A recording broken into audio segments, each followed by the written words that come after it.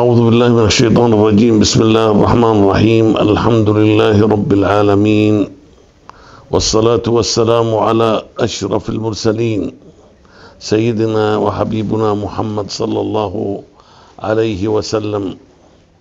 أيها الإخوة علماء أهل الحديث في باكستان، كم سرني أن أرى اللؤمة تمت بينكم والوحدة قد تمت، ولذلك الناس لا تصلح إلا بأن تكون برأس واحد.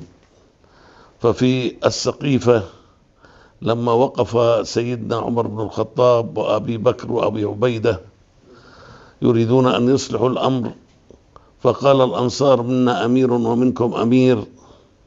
فقال له سيدنا عمر رضي الله عنه: لا يصلح سيفان في غمد واحد. ولذلك دائما حينما يكون رأس الأمر له أمير واحد تصلح الأمور، وحينما يصير الاختلاف تختلف الأمور. ولذلك الله سبحانه وتعالى قال: ولا تنازعوا فتفشلوا وتذهب ريحكم.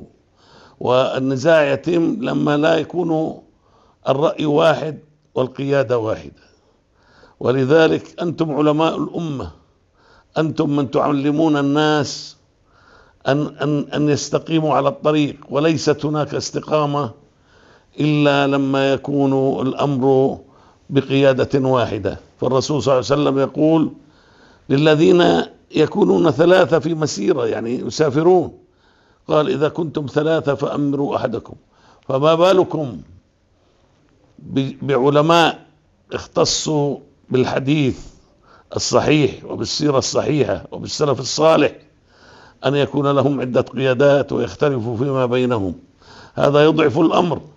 والآن أهل الحديث والحديث وسنة الرسول صلى الله عليه وسلم مستهدفة. ولذلك أخرجوا من يقول هناك من يدعي أنه قرآني بحجة أنه يجب نأخذ بالقرآن ولا نأخذ بالحديث، وهو لا يؤمن لا بالقرآن ولا بالحديث. ويأخذون بعض الأحاديث الغير مفهومة للعامة ويقولون هذه دليل أن الأحاديث هذه غير صحيحة، لا يمكن أن يقولها الرسول صلى الله عليه وسلم، مثل الحديث الذي يقول أنه تداووا بلبن الإبل وبولها. ولكن هم أخذوا الأمر بشكله الظاهري، ولكن ثبت علميا أن بول الإبل فيه علاج ل50 مرض ومنهم السرطان، وعملوا منه كبسولات للعلاجات. فلذلك أنا أقول هذا بشكل كمثال سريع على استهداف الأحاديث النبوية واستهداف أهل الحديث. وبما أنهم يستهدفون سنة النبي سيستهدفون علماء الحديث. ومن هذا التمتين في مواجهة هؤلاء هو الوحدة. ولذلك كم أنا أثلج صدري الشيخ عبد القدير خاموش حينما فضل الوحدة وفضل الإسلام وحديث الرسول وسنة الرسول صلى الله عليه وسلم على شخصه، فسلم القيادة للشيخ هشام حفظه الله، هشام ابن العالم الكبير إحسان إلهي ظهير، الذي أحدث في سنة في علماء السنة وعلماء السلف الصالح، حدث أن جعل منهجه وفكره مسارا لأهل السلف الصالح.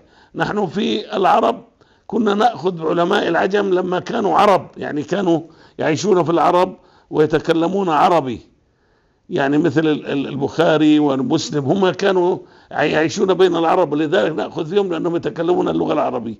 ولكن لم نكن نأخذ بكتب الأعاجم بالعصر الحالي إلا ما قل مثل أبو أعلى المودودي.